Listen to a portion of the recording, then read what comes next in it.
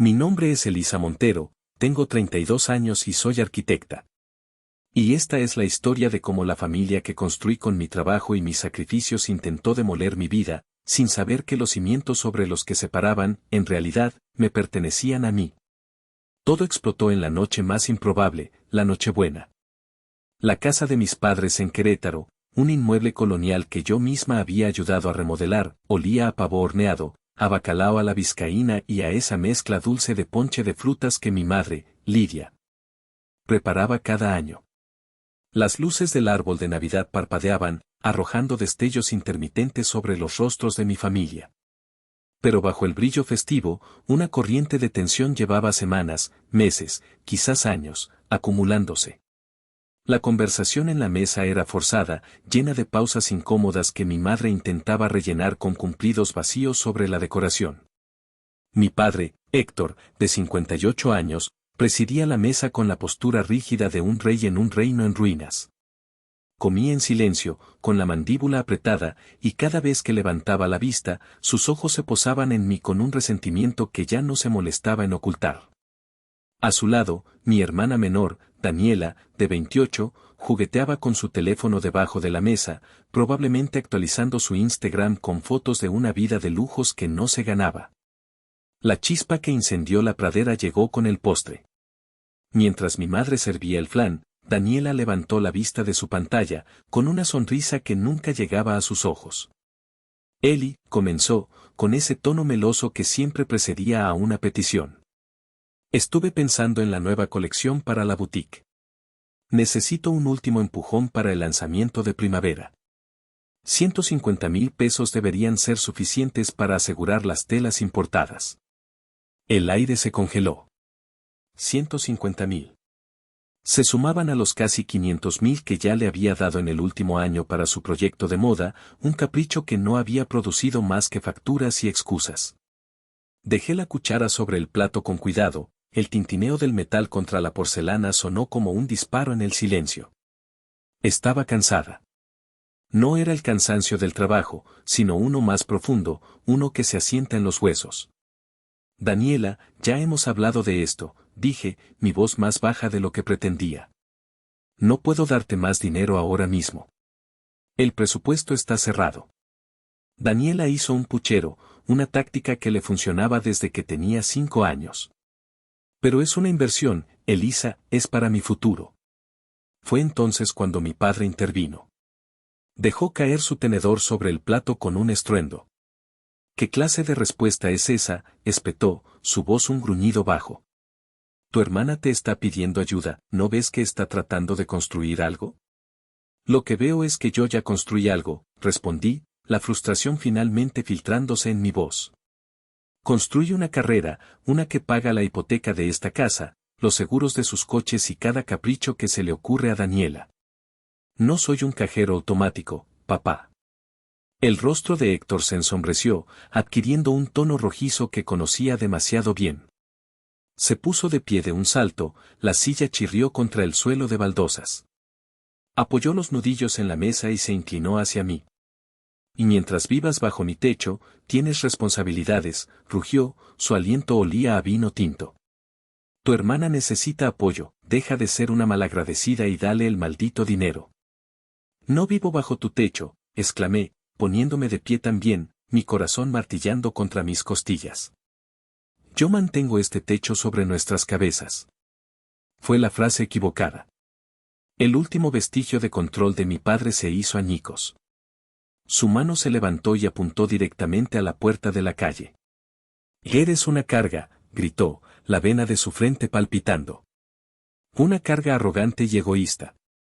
Si tanto te pesa mantenernos, entonces lárgate, lárgate de esta casa. El silencio que siguió fue absoluto, roto solo por el zumbido del refrigerador. Miré a mi madre. Lidia estaba inmóvil, con los ojos fijos en su plato de flan, como si fuera el objeto más fascinante del mundo. Asintió levemente, una confirmación silenciosa de la sentencia de mi padre. Luego miré a Daniela. Una pequeña sonrisa de triunfo se dibujaba en la comisura de sus labios. Lo entendí todo en ese instante. No era su casa. Era un hotel donde yo pagaba todas las cuentas y ellos eran los huéspedes permanentes que se quejaban del servicio. Sin decir una palabra más, me di la vuelta. Tomé mi abrigo del perchero, mis llaves del cuenco de cerámica junto a la entrada. Abrí la puerta y salí a la fría noche de Querétaro, dejando atrás el olor a pavó, el árbol parpadeante y los restos de una familia que acababa de firmar su propia sentencia de desalojo. No sabían cuán literal era esa frase. El motor de mi coche era un murmullo suave mientras me alejaba por las calles empedradas del centro de Querétaro. La ciudad, normalmente vibrante, parecía dormida, acunada en la quietud de la Nochebuena. Las luces de Navidad colgaban de los balcones, proyectando colores cálidos sobre la piedra fría, pero yo no sentía nada de esa calidez. Dentro de mí, solo había un vacío helado. Conduje sin rumbo fijo, las imágenes de la cena repitiéndose en mi mente como una película rota. La cara de mi padre, distorsionada por la ira. La sonrisa cruel de mi hermana. El silencio cómplice de mi madre. Cada imagen era una herida fresca. ¿Cómo habíamos llegado a esto? La respuesta, lo sabía, no estaba en esa noche, sino en 32 años de una dinámica familiar tóxica, construida sobre una base de culpa y obligación. Mi mente, como si buscara el origen del dolor, viajó 20 años atrás. Tenía 12 años y un talento incipiente para el dibujo. Soñaba con ser arquitecta, pero en nuestra familia, los sueños eran un lujo. Un día, mi maestra de artes le dijo a mis padres que tenía un potencial extraordinario y que debería tomar un curso especial de dibujo arquitectónico que costaba una pequeña fortuna. Mi padre, Héctor, en ese entonces un hombre con menos amargura y más esperanza, tomó una decisión que marcaría mi vida. Durante un año entero, tomó un segundo trabajo como velador en una fábrica para pagarme ese curso. Recuerdo las noches en que llegaba a casa al amanecer, con los ojos enrojecidos por el cansancio, pero con una sonrisa cuando veía mis bocetos. Sigue así, mija, me decía. Tú vas a construir cosas grandes. Ese sacrificio, ese gesto de amor paternal, se grabó en mi corazón no como un regalo, sino como una deuda. Una deuda sagrada que sentía la obligación de pagar por el resto de mi vida. Y la pagué. Vaya que la pagué. Avancé rápidamente en el tiempo, a 3 años atrás. Estaba en un auditorio elegante en la Ciudad de México, recibiendo el Premio Nacional de Arquitectura Joven por el diseño de un centro cultural sostenible. Mi corazón rebosaba de orgullo. Sentía que, finalmente, había validado el sacrificio de mi padre. Organicé una cena de celebración en uno de los mejores restaurantes de Querétaro. Invité a mis padres, a mi hermana y a algunos de los amigos más cercanos de mi padre. Durante toda la noche, esperé un gesto, una palabra de reconocimiento. En cambio, escuché a mi padre decirle a uno de sus amigos, con un tono de falsa modestia que apenas ocultaba su desdén, mi hija y sus dibujitos, ¿quién iba a decir que le servirían para algo? Al menos ya les sirven para pagar sus gastos, ¿no? El comentario me cayó como un balde de agua helada. Mis dibujitos. Mi carrera, mis noches sin dormir, mi pasión, reducida a una simple forma de pagar sus gastos. En ese momento, no entendí la profundidad de su resentimiento. Ahora, mientras conducía por la avenida solitaria, lo veía con una claridad dolorosa. Mi éxito no era una fuente de orgullo para él, era un espejo que le recordaba su propio fracaso. Su pequeña empresa de construcción había quebrado años atrás por una mala inversión y desde entonces, la amargura se había convertido en su compañera constante. Mi éxito profesional era una afrenta personal, una prueba viviente de que yo había logrado lo que él no pudo. Y la única forma en que podía lidiar con ello era minimizándome, recordándome constantemente mi deuda para mantenerme bajo su control. Me di cuenta de que nunca se trató de gratitud. Se trataba de poder. Mientras yo me sintiera en deuda, él seguiría siendo el patriarca, el hombre al que había que rendirle pleitesía y, sobre todo, dinero. La deuda que yo sentía no era un lazo de amor, era una cadena. Y esa noche, con sus gritos y su desprecio, mi padre no me había liberado de ella. Me había dado las llaves para romperla yo misma. Detuve el coche frente a un mirador con vistas a la ciudad iluminada. Apagué el motor y el silencio me envolvió. Ya no sentía solo dolor. Sentía una rabia fría y lúcida. La deuda, decidí en ese momento, estaba saldada. Con intereses. El frío de la noche queretana comenzaba a filtrarse en el coche, pero no era nada comparado con el hielo que se extendía por mis venas. Apoyé la frente en el volante, el cuero frío contra mi piel. La rabia inicial se estaba asentando, transformándose en una resolución dura como el diamante. No era solo la humillación de esa noche, ni los años de desprecio velado. Era la traición a un sacrificio mucho mayor, uno que ellos ni siquiera sabían que había hecho. Mi mente se deslizó hacia el recuerdo más doloroso de todos, el verdadero punto de inflexión, oculto bajo capas de mentiras piadosas. Sucedió hace exactamente 2 años. Recibí una llamada de mi madre, Lidia. Su voz, normalmente un murmullo quejumbroso, estaba quebrada por el pánico. Eli, tienes que venir.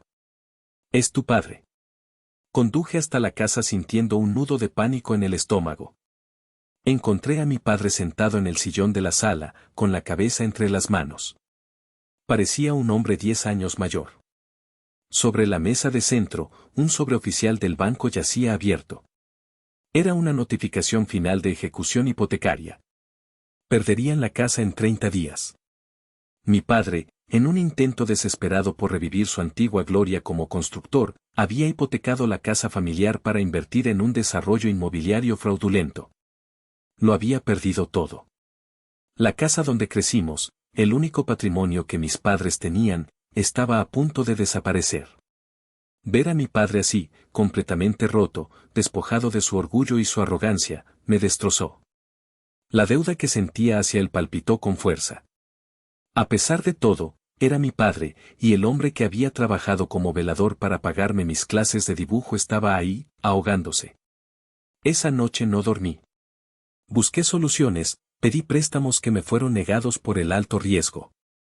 El tiempo se agotaba. Y entonces, recordé el último regalo de mi abuela. Mi abuela materna, una mujer sabia y fuerte, siempre había desconfiado de la impulsividad de mi padre. Años antes de morir, me había llevado a un lado. Elisa, mija, me dijo, sus manos arrugadas apretando las mías. Tu padre es un buen hombre, pero tiene un hoyo en la bolsa. Esto es para ti, y solo para ti. Me heredó en secreto un pequeño terreno en las afueras de la ciudad, un lugar sin mucho valor en ese entonces, pero con un título de propiedad limpio y exclusivamente a mi nombre. Era mi red de seguridad, me dijo. Durante días, luché con la decisión. Era el último vínculo tangible con mi abuela, una promesa de independencia. Pero la imagen de mis padres en la calle era insoportable. Finalmente, tomé una decisión. Llamé al único familiar en quien confiaba plenamente, mi tío Sergio, el hermano mayor de mi madre y un contador jubilado. Le conté toda la situación. Él escuchó en silencio, su respiración tranquila al otro lado de la línea. Sabía que ese Héctor iba a terminar en esto, dijo finalmente, sin sorpresa, pero con tristeza. Ese terreno es tuyo, Elisa. Es tu futuro. No tienes ninguna obligación de salvarlo de sus propios errores. Lo sé, tío. Pero no puedo verlos perderlo todo, le dije, con la voz quebrada. Hubo una larga pausa. Está bien, dijo Sergio. Si eso es lo que tu corazón te dicta, te ayudaré. Pero lo haremos a mi manera. De forma inteligente. Y así lo hicimos. El terreno, gracias al crecimiento de la ciudad, había cuadruplicado su valor. Lo vendí rápidamente, obteniendo casi el 90% del valor total de la casa. El resto lo completé con todos mis ahorros, el dinero que tenía destinado para el enganche de mi propio departamento. El plan de mi tío Sergio fue brillante y despiadado en su lógica. No le dimos el dinero a mi padre. Sería como echarlo a un pozo sin fondo, dijo. En cambio, negociamos directamente con el banco. A través de un tercero y con la asesoría legal de un amigo de mi tío, compré la deuda. Y luego, en una transacción privada, compré la casa. El título de propiedad, limpio y legal, fue transferido a un solo nombre, Elisa Montero. A mis padres, les conté una historia diferente. Les dije que había conseguido un bono extraordinario en el trabajo y que había encontrado un inversionista amigo que estaba dispuesto a reestructurar la deuda. Les hice creer que yo solo estaría cubriendo las nuevas mensualidades, un pago simbólico para mantener la ilusión de que aún era su casa. La gratitud duró una semana. Pronto, la normalidad tóxica regresó. Mi ayuda se convirtió en una obligación, y mi éxito, la fuente de su nueva vida cómoda, se convirtió de nuevo en el blanco de su resentimiento. Había sacrificado el último regalo de mi abuela, mi seguridad financiera, mi futuro, para salvarlos. Y ellos me pagaban llamándome carga. Encendí el motor del coche. El recuerdo ya no me ahogaba. Me fortalecía. Ellos no me habían echado de su casa. Me habían echado de la mía. Y yo estaba a punto de reclamarla. Conduje directamente al departamento de Andrés, mi novio. Ya no había dudas en mi mente. Solo un plan. La luz del departamento de Andrés era un faro cálido en la oscuridad.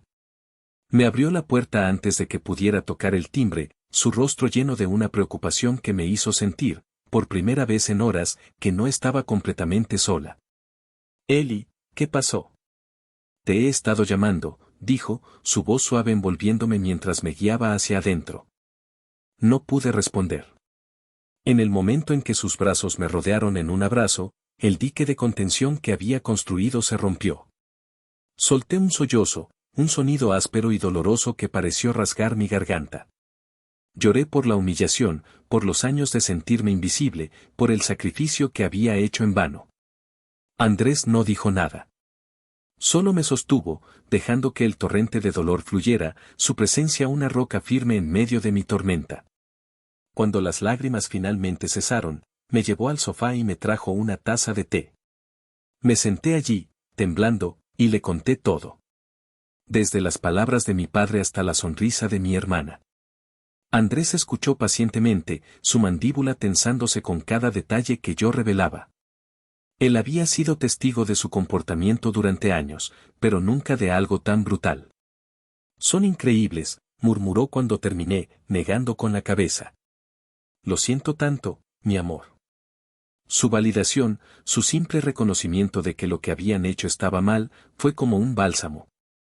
Pero debajo del dolor y la tristeza, una nueva sensación se estaba gestando, una fría y punzante sospecha.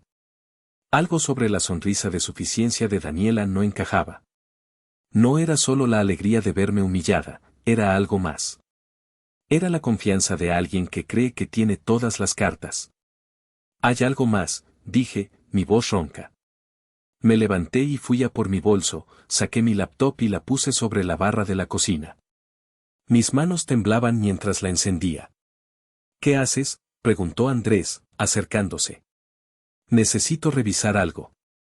Abrí el portal del banco. Tenía una cuenta mancomunada con Daniela. La habíamos abierto hacía años, supuestamente para gastos del hogar y emergencias familiares. Yo depositaba una cantidad fija cada mes, y ella se encargaba de las compras del supermercado y pagos menores.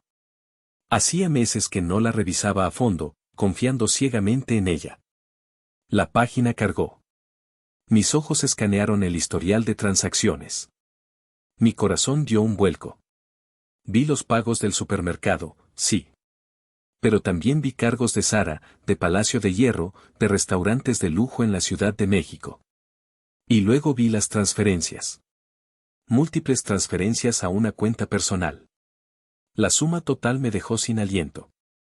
En los últimos 6 meses, Daniela había desviado sistemáticamente más de 300,000 pesos. Sentí que el aire me faltaba. 300,000. El dinero para las telas importadas que acababa de pedirme era solo la punta del iceberg. Estaba financiando una vida de lujos a mis espaldas, con mi propio dinero, mientras yo trabajaba hasta el agotamiento para mantener a flote a toda la familia. Con un nudo en la garganta, abrí una nueva pestaña y entré a Instagram. Busqué el perfil de Daniela. Estaba lleno de fotos de su reciente viaje a Tulum, un viaje que, según le había dicho a mi madre, le había regalado una amiga por su cumpleaños. Posaba en cenotes con bikinis de diseñador, en restaurantes en la playa con cócteles exóticos, en boutiques exclusivas. La fecha de las fotos coincidía con una de las transferencias más grandes. La amiga era yo. Y ni siquiera lo sabía. La sonrisa de Daniela en la cena de Navidad cobró un nuevo y siniestro significado. No era solo triunfo, era desprecio. Desprecio por mi ingenuidad, por mi confianza ciega. Se había estado riendo de mí todo este tiempo. Cerré la laptop de golpe. El sonido resonó en el silencio del departamento. Miré a Andrés, que había estado viendo todo por encima de mi hombro, con una expresión de pura incredulidad. Esa, comenzó, pero no encontró las palabras. Yo sí las encontré. Se acabó, dije, mi voz desprovista de cualquier emoción. Se acabó todo. El dolor se había ido. La tristeza se había evaporado. En su lugar, solo quedaba un propósito, frío y afilado como el acero. Daniela no solo me había robado dinero. Me había robado la última pizca de duda que pudiera haber tenido sobre lo que tenía que hacer. La mañana del 25 de diciembre llegó con un sol brillante y un cielo despejado, una ironía cruel considerando la oscuridad que sentía por dentro. No había dormido. Pasé la noche en el sofá de Andrés, mirando el techo, mientras las piezas de mi vida se reacomodaban en una nueva y aterradora configuración. Pero con la primera luz del día, el caos de mis pensamientos se había asentado en una calma glacial. Ya no había conflicto. Ya no había culpa. Solo había un camino a seguir. Mientras Andrés preparaba café, tomé mi teléfono. Mi mano estaba firme. La libreta de contacto se abrió y mis dedos se movieron con una precisión automática. La primera llamada fue para mi tío Sergio. Contestó al segundo tono, su voz somnolienta. Eli, ¿pasó algo? Feliz Navidad, mija. Feliz Navidad, tío. Necesito tu ayuda. Le conté todo, sin adornos, sin lágrimas. La escena de la cena, las palabras exactas de mi padre, el robo sistemático de Daniela. Hablé con una voz monótona y controlada, como si estuviera describiendo los planos de un edificio. Cuando terminé, hubo un largo silencio al otro lado de la línea. Pude imaginar a mi tío, un hombre de 60 años, de hombros anchos y bigote canoso, frotándose la cara con cansancio. Ay, mija, suspiró finalmente, y en su voz escuché el peso de años de conocer a su familia. Esperaba que este día nunca llegara, pero sabía que era inevitable. Tu padre siempre ha sido un hombre orgulloso y necio, y tu hermana, ella aprendió del peor ejemplo. Hizo una pausa. Escúchame bien, Elisa. Lo que hiciste por ellos hace 2 años fue un acto de amor inmenso. Lo que ellos te hicieron anoche fue un acto de tiranía. No les debes nada, ¿entendido? Nada. Entendido, tío, respondí, y sentí como si una armadura invisible se formara a mi alrededor. Su validación era el permiso que no sabía que necesitaba. ¿Qué vas a hacer?, preguntó. Voy a reclamar lo que es mío. Bien, dijo con firmeza. Esa es mi sobrina. Llama al licenciado. Dile que yo ya hablé con él, que el plan de contingencia está activado. No te va a cobrar la primera consulta. Es mi regalo de Navidad. Colgué, mi corazón un poco más ligero. El plan de contingencia. Mi tío, siempre previsor, había anticipado este escenario. La segunda llamada fue más difícil, pero necesaria. Busqué el número del licenciado Ramiro Benítez, el abogado que mi tío me había recomendado, un hombre especializado en derecho inmobiliario. Licenciado Benítez, buenos días. Habla Elisa Montero, dije cuando contestó, mi voz sonando extrañamente formal para ser el día de Navidad. Mi tío, Sergio Vargas, me pidió que lo llamara. Señorita Montero, por supuesto. Sergio me puso al tanto de la situación general hace tiempo. Lamento que tengamos que hablar en estas circunstancias. Feliz Navidad, por cierto. Igualmente, licenciado. Lamento molestarlo en un día como hoy, pero la situación es urgente. No es molestia. Dígame.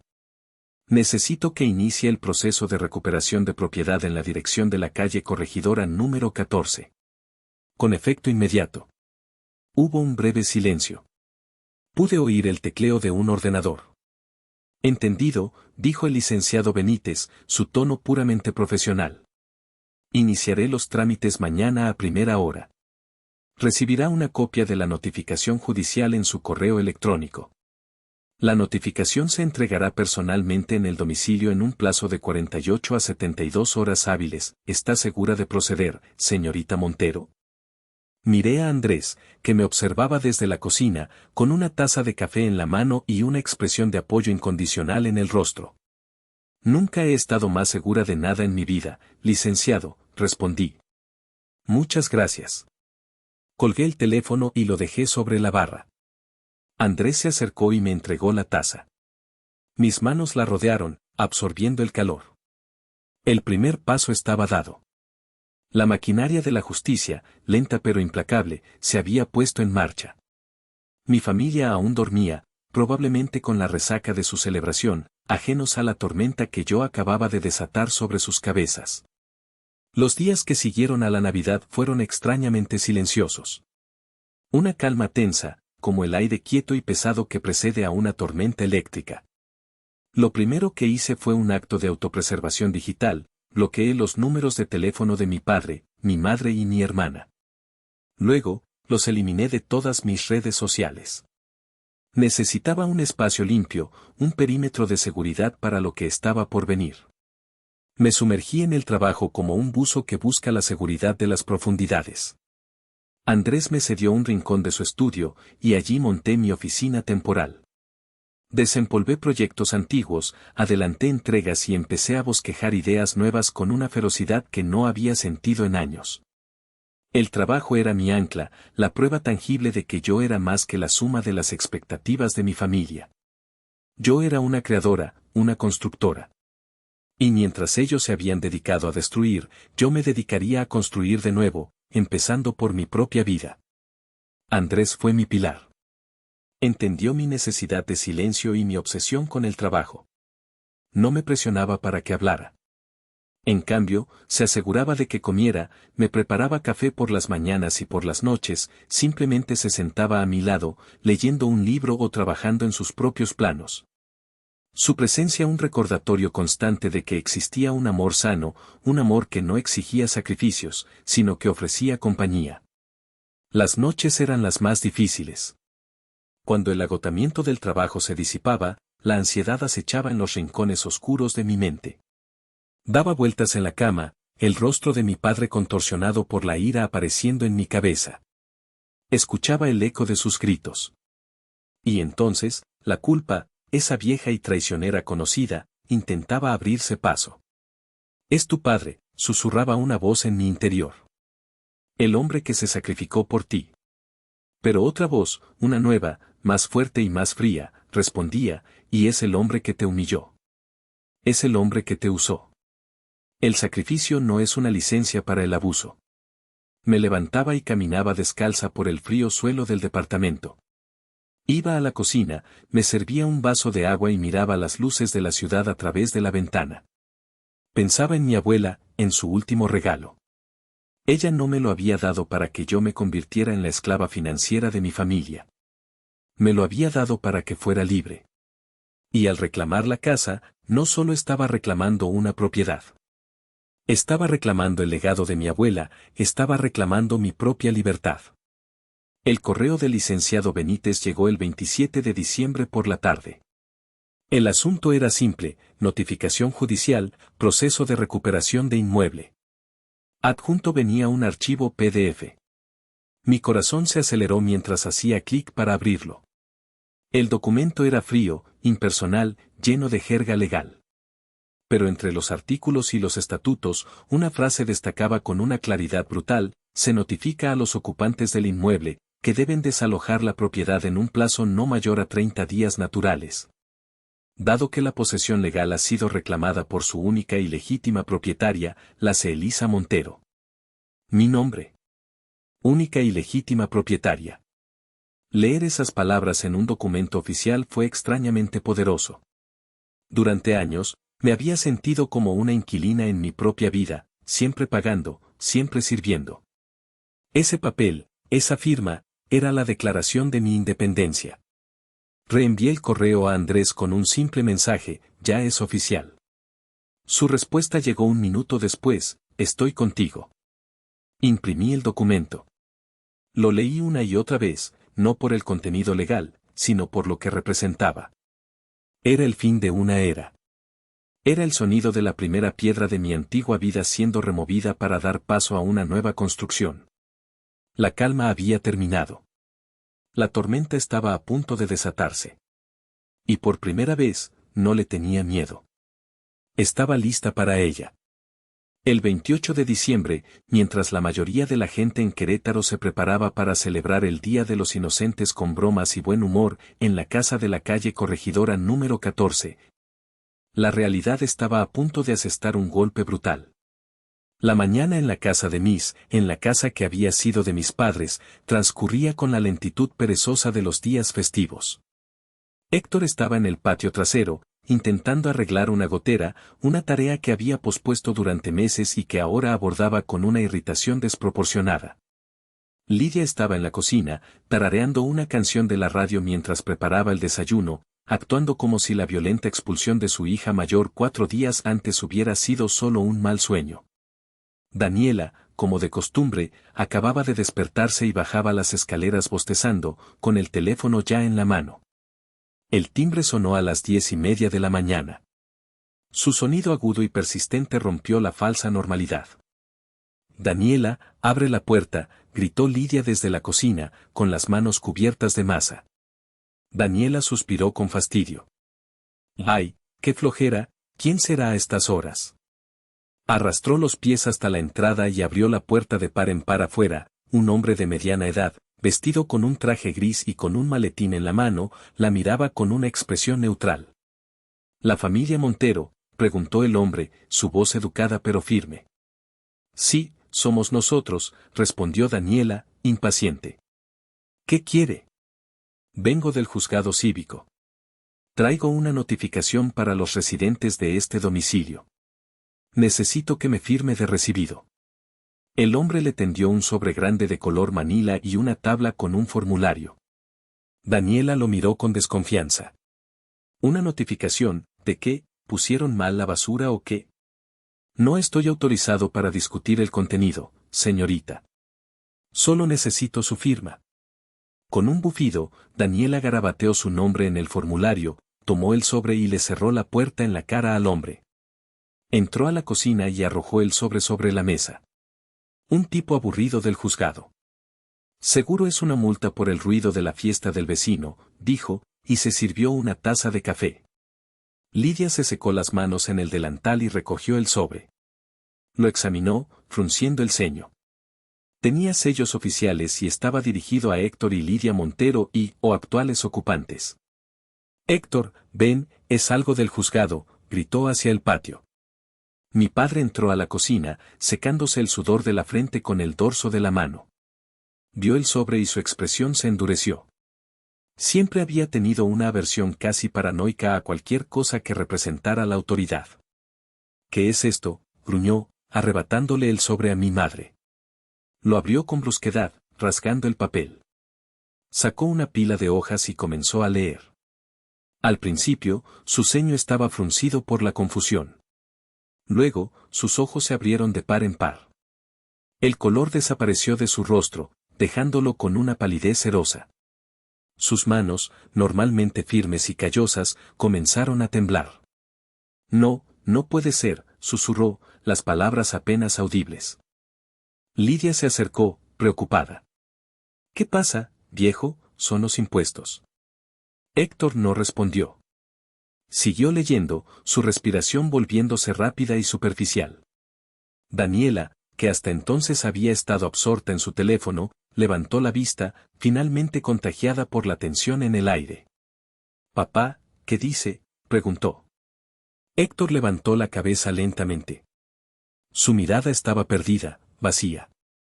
Miró a su esposa, a su hija menor, y luego miró alrededor de la cocina, como si la estuviera viendo por primera vez. Dice, comenzó, su voz un graznido ahogado. Tragó saliva, tratando de humedecer sus labios secos. ¿Qué tenemos 30 días para desalojar la casa? Lidia soltó una risita nerviosa. No digas tonterías, Héctor. Debe ser una broma del Día de los Inocentes. No es una broma, Lidia, dijo él, su voz subiendo de tono hasta convertirse en un grito tembloroso. Le arrojó los papeles sobre la mesa. Léelo tú misma. Mi madre y mi hermana se inclinaron sobre los documentos. Sus ojos recorrieron las líneas de texto legal hasta que encontraron la sección clave, la que explicaba el motivo de la orden. Vieron la fecha de la transacción, la firma del notario, el sello del registro público de la propiedad. Y finalmente, vieron el nombre que lo cambiaba todo, impreso en negrita bajo el título de propietaria legal. Elisa Montero. El silencio que llenó la cocina fue más pesado y aterrador que cualquier grito. Fue el silencio del fin del mundo. Su mundo. El mundo que habían dado por sentado, el mundo que yo había construido para ellos y que acababan de descubrir, de la manera más brutal posible, que nunca les había pertenecido en absoluto. El shock inicial en la casa de la calle Corregidora dio paso a una furia volcánica. El primer indicio que tuve fue cuando mi teléfono, que había estado en silencio durante días, comenzó a vibrar sin parar sobre la barra de la cocina. Eran notificaciones de mensajes de voz. Uno tras otro, una avalancha de ira y desesperación intentando romper el muro de silencio que yo había erigido. Andrés y yo estábamos almorzando. Nos miramos. Él asintió, dándome a entender que estaba listo. Puse el teléfono en altavoz y reproduje el primer mensaje. Era de mi padre. Elisa, maldita sea, contesta el teléfono, la voz de Héctor sonaba distorsionada por la rabia, el altavoz apenas podía contener su volumen.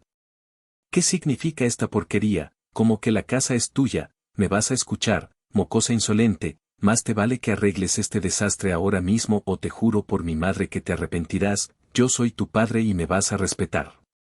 El mensaje terminó con un gruñido ahogado. Tomé un sorbo de agua, mi mano completamente firme. El siguiente mensaje era de mi madre. Su enfoque era diferente, pero no menos venenoso. ¿Elisa? Mija, soy yo, tu madre, comenzó con una voz temblorosa y lastimera. No entiendo nada, mi amor. Debe haber un error. Tu padre está como loco, ¿cómo pudiste hacernos esto, a nosotros, tu familia? Después de todo lo que hemos hecho por ti, después de todos los sacrificios. ¿Así nos pagas? Echándonos a la calle como a perros. Tienes que arreglarlo, Elisa. Por favor. Piensa en mí, en tu pobre madre. Me vas a matar de un disgusto. El victimismo, la manipulación emocional. Era su arma predilecta, y yo ya era inmune a ella. Borré el mensaje sin pestañear. El tercer mensaje era de Daniela. Escúchame bien, pedazo de víbora, siseo, su voz goteando veneno. No sé qué juego enfermo estás jugando, pero no te vas a salir con la tuya, crees que puedes llegar y robarnos nuestra casa, estás loca, esto es abuso de confianza, te vamos a demandar. Papá y mamá te dieron todo y tú los traicionas así. Eres una ladrona, eso es lo que eres. Una ladrona egoísta y resentida, ya verás. Escuché el último mensaje con una calma que me sorprendió a mí misma. Ya no había dolor. Solo una confirmación fría y dura de que había tomado la decisión correcta. No había ni una pizca de arrepentimiento en sus voces. Ni una pregunta sobre el por qué. Solo acusaciones, amenazas y una indignación ciega, la indignación de los parásitos cuando se les amenaza con arrancarles el huésped del que viven. Apagué el teléfono y seguí comiendo mi ensalada.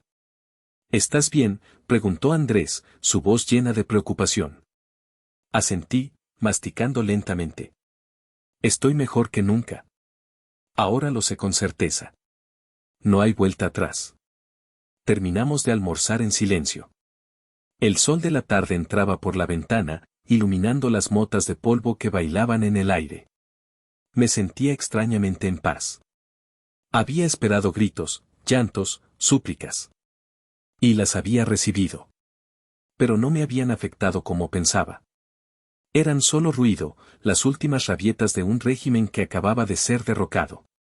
Más tarde esa tarde, mientras trabajaba en un nuevo diseño, mi teléfono volvió a sonar. Era un número desconocido. Dudé, pero contesté. ¿Elisa Montero? Sí, soy yo.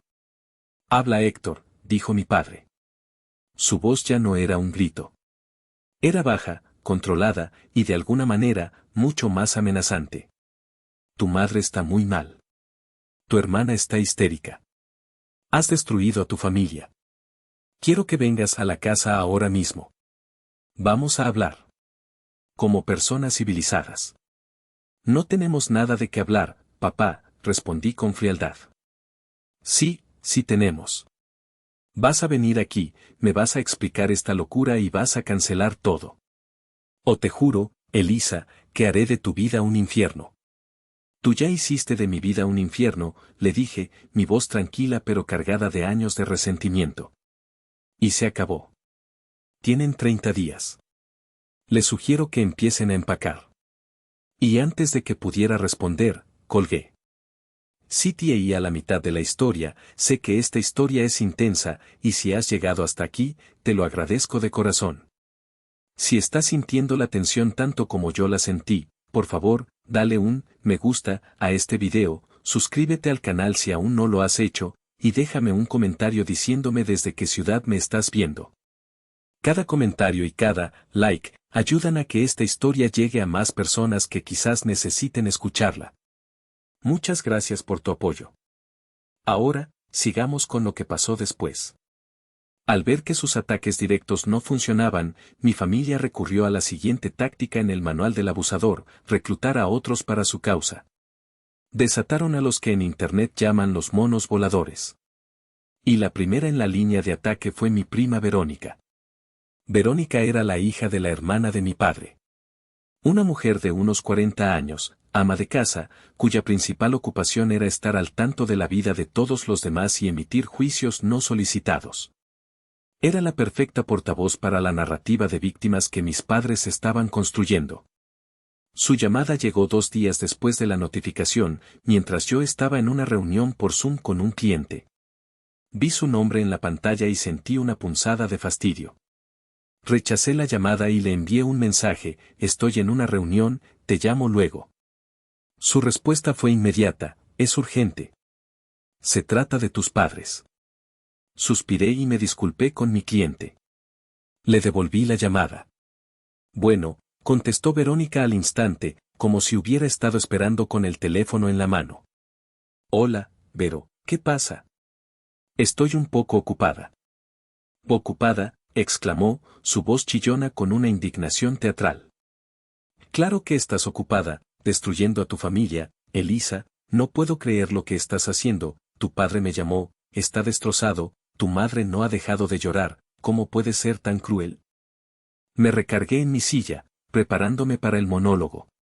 Tus padres te dieron la vida, te dieron una educación, hicieron todo por ti y por tu hermana. Y ahora que están viejos, los echas a la calle, por dinero, ¿en qué clase de monstruo te has convertido? Toda la familia está hablando de esto, es una vergüenza. Dejé que terminara, que vaciara todo su cargamento de culpa y vergüenza. Cuando finalmente se detuvo para tomar aire, respondí. Mi voz era tranquila, casi pedagógica. Verónica, dije. Aprecio tu preocupación por mis padres. De verdad. Pero me parece que no tienes toda la información. ¿Qué información me puede faltar?, espetó. La información es que los estás dejando sin hogar. La información que te falta, continué, mi voz bajando un poco, volviéndose más afilada, es que esa casa de la que hablas no es de ellos. Es mía. Legal y exclusivamente mía. Hubo un silencio al otro lado de la línea. Pude sentir su confusión. ¿Cómo que es tuya? Esa es la casa de mis tíos de toda la vida. Era, la corregí. Hasta hace 2 años, cuando el banco estaba a punto de embargarla porque mi padre la apostó toda en un negocio fallido, ¿te contaron esa parte de la historia? Silencio de nuevo. Para evitar que terminaran en la calle, vendí el terreno que me dejó mi abuela y compré la casa. Les permití vivir ahí, bajo el entendido de que era un refugio, no una propiedad que podían dar por sentada. Durante 2 años, he pagado cada impuesto, cada reparación, cada recibo. Y la noche de Navidad, en esa misma casa que yo salvé, mi padre me gritó que era una carga y me echó a la calle mientras mi madre y mi hermana aplaudían. La respiración de Verónica era audible al otro lado de la línea. Así que, prima, concluí, mi voz ahora fría como el hielo. Antes de volver a llamarme para darme un sermón sobre la lealtad familiar, te sugiero que les preguntes a tus tíos por qué han estado viviendo gratis en mi casa durante los últimos 2 años. Y después, pregúntales por qué creen que tienen el derecho de echar al dueño de su propia casa. Cuando tengas esas respuestas, quizás tengamos algo de qué hablar. Mientras tanto, te agradecería que no me volvieras a llamar. Colgué. No le di tiempo a responder. Me quedé mirando el teléfono por un momento. La duda había sido sembrada. El veneno que habían intentado esparcir ahora tenía un antídoto, la verdad. Sabía que la llamada de Verónica no sería la última, pero también sabía que la narrativa de mi familia acababa de sufrir su primera gran grieta. Y yo apenas estaba comenzando. La guerra se trasladó al único campo de batalla que le quedaba a mi hermana, el tribunal de la opinión pública. Daniela, que siempre había vivido su vida a través de la pantalla de su teléfono, decidió usar su arma más poderosa, Facebook. Una tarde, mientras revisaba correos, Andrés entró a mi estudio improvisado con una expresión sombría. Creo que tienes que ver esto, dijo, y me mostró la pantalla de su celular. Era una publicación de Daniela, configurada como pública. Había escrito un texto larguísimo, un melodrama digno de una telenovela. Describía con lujo de detalles el sufrimiento de sus padres ancianos, como su hermana mayor, cegada por la avaricia y el resentimiento, había conspirado para robarles el hogar de su vida. Se pintaba a sí misma como la hija devota, luchando para proteger a su familia de la traición más cruel que se pueda imaginar. Lágrimas de cocodrilo digitales escurrían por cada párrafo. Pero lo que me heló la sangre no fueron las mentiras. Fue la imagen que acompañaba la publicación. Era una foto familiar antigua, de una Navidad de hacía varios años. Estábamos todos en la sala, sonriendo a la cámara. Mi padre con su brazo sobre los hombros de mi madre, yo a un lado, y Daniela al otro. Pero en la versión que ella había publicado, algo era diferente. Mi lugar estaba vacío.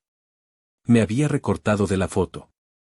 El espacio donde yo debería estar era un hueco torpemente clonado con el papel tapiz de la pared. Y el pie de foto, la estocada final, decía, nuestra familia por fin está en paz después de extirpar el tumor. A veces, la sangre no te hace familia, y la única cura es cortar por lo sano. Apoyando a mis padres en esta pesadilla. Un tumor. Así me veía. No como una hermana, no como una hija. Como una enfermedad que debía ser eliminada. Sentí una oleada de náuseas. Era un acto de una crueldad tan calculada, tan psicopática, que superaba todo lo que había imaginado. El post ya tenía cientos de reacciones y docenas de comentarios. ¡Qué terrible, Dani! Estamos con ustedes, no puedo creer que Elisa sea capaz de algo así, fuerza para tus papis. La gente, sin conocer la historia completa, se lanzaba a la yugular. Mi nombre estaba siendo arrastrado por el lodo digital. Andrés me quitó el teléfono. No leas los comentarios. No vale la pena. Son gente que no sabe nada. Pero yo negué con la cabeza. No. Está bien. Necesitaba ver esto. Porque en ese momento, toda duda, toda culpa residual, se evaporó para siempre. Esto ya no se trataba de una disputa familiar por una casa. Esto era un ataque a mi existencia, un intento de borrarme no solo de su presente, sino también de su pasado. Mi respuesta no fue impulsiva. Fue metódica. Fui a mi habitación y busqué en la caja fuerte donde guardaba mis documentos importantes. Saqué el título de propiedad original. El papel grueso, los sellos oficiales, mi nombre completo impreso con una claridad inconfundible, Elisa Montero. Única y legítima propietaria. Volví a mi laptop. Abrí mi propio perfil de Facebook. No escribí una sola palabra. No entré en un debate. No intenté desmentir las mentiras de Daniela con un texto igualmente largo. La elegancia de la verdad no necesita adornos. Tomé mi celular, asegurándome de que la luz fuera perfecta. Enfoqué el documento, asegurándome de que cada detalle fuera nítido y legible. Mi nombre, la dirección de la propiedad, la firma del notario, el sello del registro público de la propiedad. Hice la foto. Luego, creé una nueva publicación. Subí la imagen. Y en el cuerpo del texto, donde se suponía que debía escribir mi versión de la historia, no puse nada. Solo la foto. Y le di al botón de publicar. Me recosté en mi silla y esperé. Al principio, hubo silencio. Luego, empezaron a llegar las notificaciones. Un me gusta tímido. Luego otro. Luego, un comentario, ¿alguien me puede explicar qué es esto? Y otro, esperen un momento. ¿La casa está a nombre de Elisa? Y entonces, la marea cambió. Alguien, probablemente un conocido con conocimientos legales básicos, comentó, esto es un título de propiedad. Significa que ella es la dueña. Punto. El comentario recibió docenas de me gusta en minutos. La gente empezó a volver al post de Daniela, ahora con nuevos ojos. Oye, Daniela, ¿puedes explicar el documento que subió tu hermana? Algo aquí no cuadra. Entonces, ¿ustedes vivían en su casa y la echaron? El post de Daniela, que había sido un santuario de autocompasión, se convirtió en un interrogatorio público. La gente empezó a compartir mi publicación, sin texto, solo la imagen, que era más elocuente que 1000 palabras. La verdad, desnuda y brutal, estaba haciendo su trabajo. No necesité defenderme. El documento hablaba por mí. Y su silencio era ensordecedor.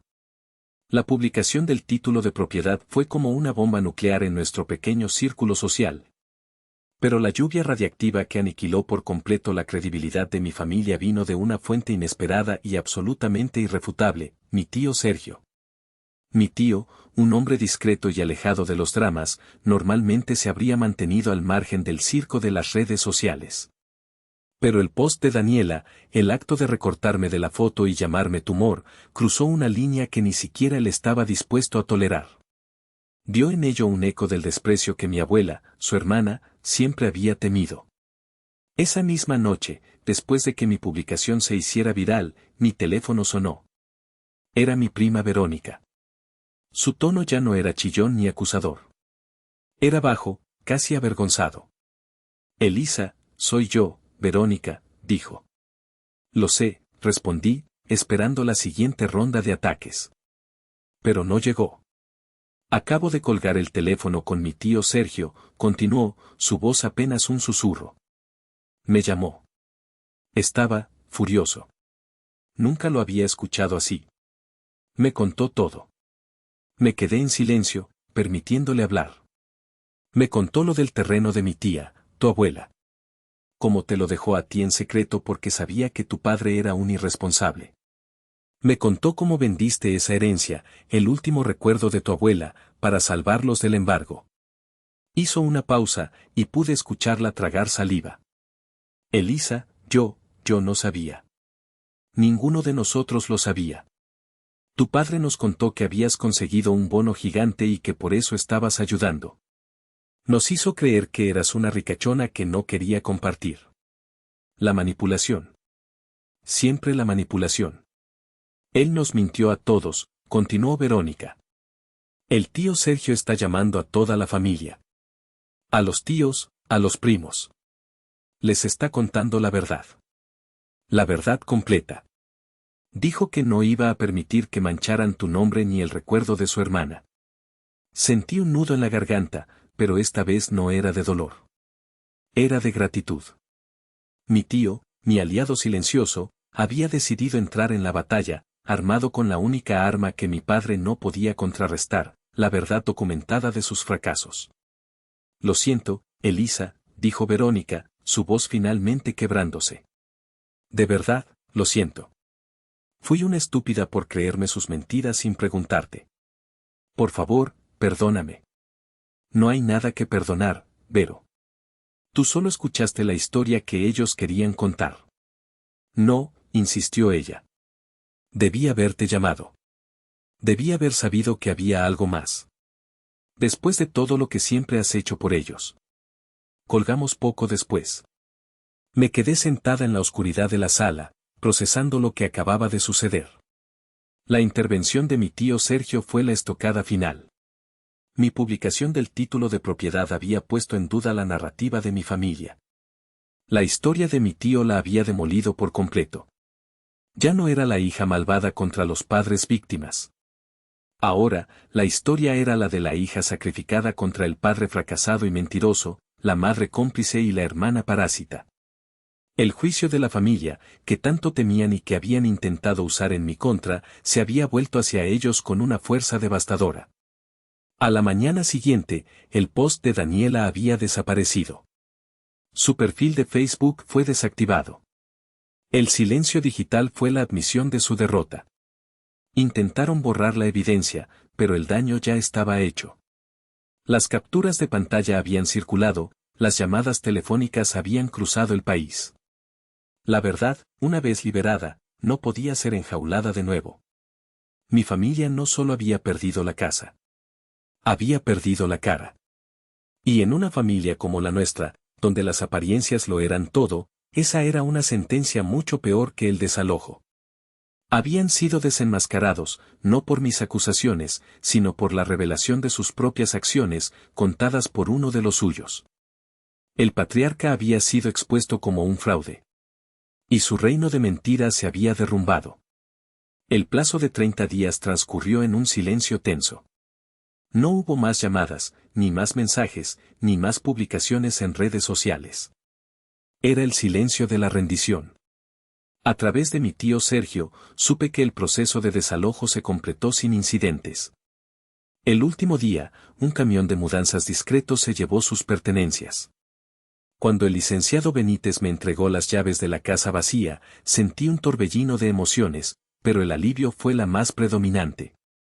Las consecuencias de sus acciones no tardaron en materializarse, una serie de fichas de dominó cayendo en una reacción en cadena que ellos mismos habían iniciado.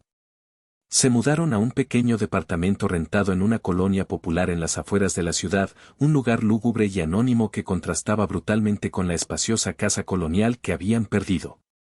El cambio fue un golpe devastador para el orgullo de mi padre y para el estilo de vida de mi madre y mi hermana. Sin el flujo constante de mi dinero, la boutique de moda de Daniela, que nunca fue más que una fachada para sus gastos personales, colapsó en cuestión de semanas. Los proveedores que no había pagado comenzaron a llamarla. La dueña del pequeño local que había rentado la desalojó por falta de pago. Su reputación en el pequeño círculo de diseñadores de la ciudad quedó hecha trizas. Tuvo que buscar un trabajo real por primera vez en su vida, como dependienta en una tienda departamental, una humillación que, según supe, apenas podía soportar. Mi padre, Héctor, a sus casi 60 años, se vio obligado a volver a trabajar. Pero su reputación como constructor estaba arruinada. Nadie le confiaba un proyecto grande. Tuvo que aceptar trabajos de mantenimiento menores, arreglar tuberías, pintar paredes, trabajos que antes consideraba por debajo de él. El hombre que se pavoneaba como el rey de su castillo ahora era un simple obrero, su arrogancia reemplazada por una fatiga sombría. Mi madre, Lidia, fue quizás la que más sufrió en silencio. Su mundo, construido sobre la comodidad y la negación, se había desvanecido. Pasaba los días encerrada en el pequeño departamento, sin las amigas con las que solía tomar café, sin las tardes de compras. La vergüenza social la aisló por completo. Escuchaba estas noticias a través de mi tío o de mi prima Verónica, que me llamaba de vez en cuando para darme actualizaciones con un tono de disculpa. Yo escuchaba, asentía, pero no intervenía. No sentía alegría por su desgracia. Pero tampoco sentía culpa. Eran las consecuencias naturales de sus elecciones. Eran los frutos amargos de las semillas que ellos mismos habían sembrado. Yo les había ofrecido un salvavidas, y ellos lo habían usado para intentar ahogarme. Ahora, estaban aprendiendo a nadar por su cuenta en las aguas turbulentas que habían creado. Y yo, por primera vez, estaba en la orilla, segura y seca, observando cómo la corriente seguía su curso. Puse la casa en venta casi de inmediato. No podía quedármela. Cada habitación estaba impregnada de demasiados recuerdos dolorosos. Necesitaba un cierre definitivo, un borrón y cuenta nueva. La propiedad, ubicada en una zona céntrica y bien conservada, atrajo a varios compradores potenciales. En menos de un mes, recibí una oferta excelente. Una noche, mientras revisaba los documentos de la venta con Andrés, mi teléfono sonó. Era un número desconocido. Por un instante, pensé en no contestar, pero algo me impulsó a hacerlo. Bueno. Hubo una pausa al otro lado de la línea. Luego, una voz que apenas reconocí. ¿Elisa? Era mi padre.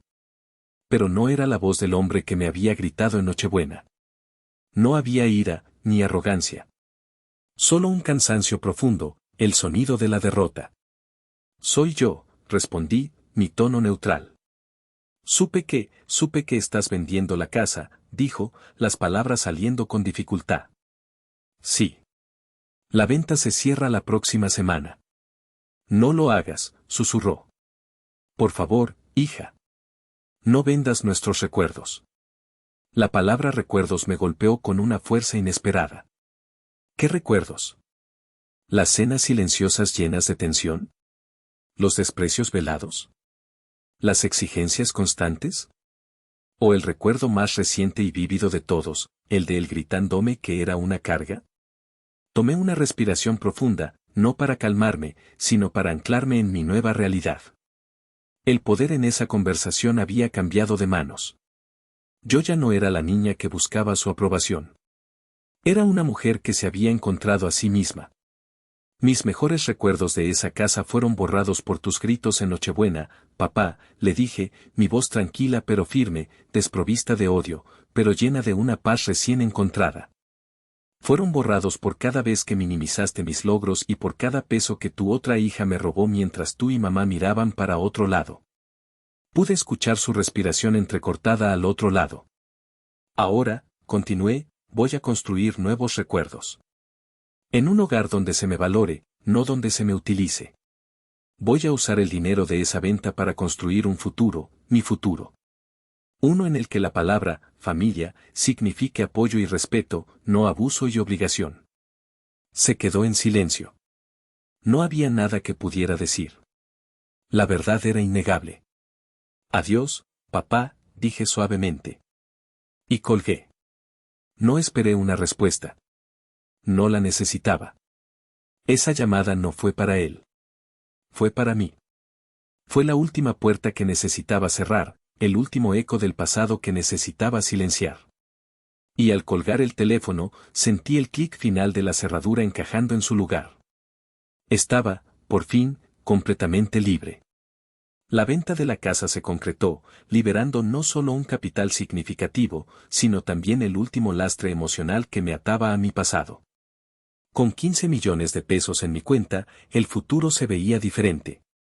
Se veía posible. Lo primero que hice fue fundar mi propio despacho, Montero Arquitectura.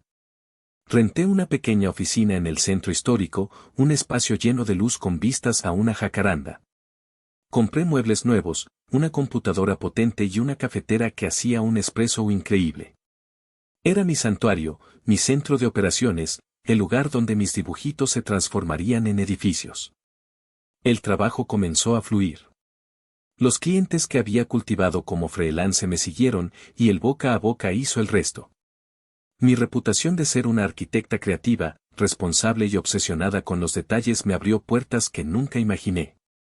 En menos de un año, tuve que contratar a 2 jóvenes arquitectos para que me ayudaran. Andrés y yo nos casamos en una ceremonia íntima en el jardín de un pequeño hotel boutique. Solo invitamos a mi tío Sergio, a mi prima Verónica y a un puñado de amigos cercanos. No hubo drama, ni pretensiones. Solo amor, risas y la promesa de construir una vida juntos, basada en la confianza y el respeto mutuo. Un año después de la boda, la vida me dio el regalo más hermoso.